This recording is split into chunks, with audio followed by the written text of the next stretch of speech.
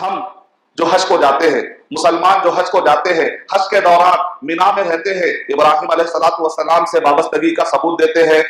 اور اسی طریقے سے مینا میں ذبح کرتے ہیں، مکے میں ذبح کیا جاتا ہے جانور کو، ابراہیم علیہ السلام سے وابستگی کا ثبوت دیتے ہیں، صفا اور مروہ کے درمیان سعی کرتے ہیں مسلمان، حاجر علیہ السلام سے وابستگی کا ثبوت دیتے ہیں، اور اسی طریقے سے جب ذبح کا معاملہ آتا ہے تو اسماعیل علیہ السلام سے وابستگی کا ہم ثبوت دیتے ہیں، مقام ابراہیم پر ٹھہر کر 2 رکعت نماز پڑھتے ہیں، ابراہیم علیہ السلام سے وابستگی کا ہم ثبوت دیتے ہیں، اور کعبے کا طواف کرتے ہیں جس کعبے کی بنیادوں کو بلند کیا ابراہیم علیہ السلام نے، تو ابراہیم علیہ السلام سے ہماری زندگیوں کا بڑا گہرا تعلق ہے۔ وہ جو حج کو جا نہ سکے، اپنے اپنے مقامات میں، اپنے اپنے ملک میں قربانی دیتے ہیں، اور یہ قربانی کی جو رسم ہے ابراہیم علیہ السلام کی ادا کو اللہ سبحانہ و تعالیٰ نے اتنا پسند کیا کہ قربانی کی سنت جاری کر دی گئی۔ ہر جگہ پر مسلمان جو قربانی دیتے ہیں ابراہیم علیہ السلام سے اپنی وابستگی کا ثبوت دیتے ہیں۔ اب سوال یہ ہے،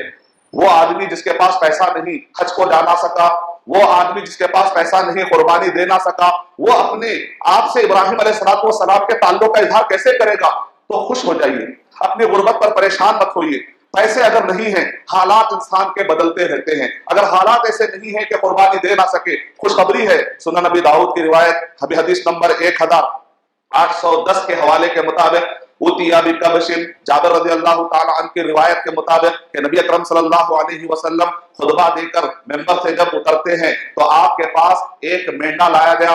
ایک مینڈا لایا گیا، نبی اکرم صلی اللہ علیہ وسلم فذبحہ، تو نبی اکرم صلی اللہ علیہ وسلم نے ذبح کر دیا، اور اس کے بعد نبی اکرم صلی اللہ علیہ وسلم نے ارشاد فرمایا، ھذا عنی وعمن لم یضحِ من امتی، یہ میری طرف سے ہے اور امت کے وہ سارے لوگوں کی طرف سے ہیں جو میری امت میں قربانی دے نہیں سکتے۔ اگر قربانی دینے کی طاقت نہیں ہے تو الحمدللہ ہم کو اللہ تعالیٰ نے محروم نہیں کیا، رحمت للعالمین نے ہماری طرف سے، وہ جن کے پاس استطاعت نہیں ہے ان کی طرف سے، جن کے پاس استطاعت ہے وہ اللہ سے ڈرے۔ اس میں نصاب ہونا، زکوٰۃ کا نصاب ہونا ایسی کوئی ذمہ داری نہیں ہے، آدمی اپنے اپنے طور پر اللہ سبحانہ و تعالیٰ سے ڈرے، اگر اس کے پاس گنجائش ملتی ہے تو وہ قربانی دینے کی کوشش کرے، اگر وہ گنجائش نہیں ہے تو ان کی طرف سے اللہ کے نبی صلی اللہ علیہ وسلم نے 1400 سال پہلے قربانی دے دی۔ ابراہیم علیہ السلام کی زندگی سے ہمارا گہرا تعلق ہے۔ ہمارا دن گزر سکتا ہے داؤد علیہ السلام کے ذکر کے بغیر، ہمارا دن گزر سکتا ہے سلیمان علیہ السلام کے ذکر کے بغیر، لیکن ابراہیم علیہ السلام کا ذکر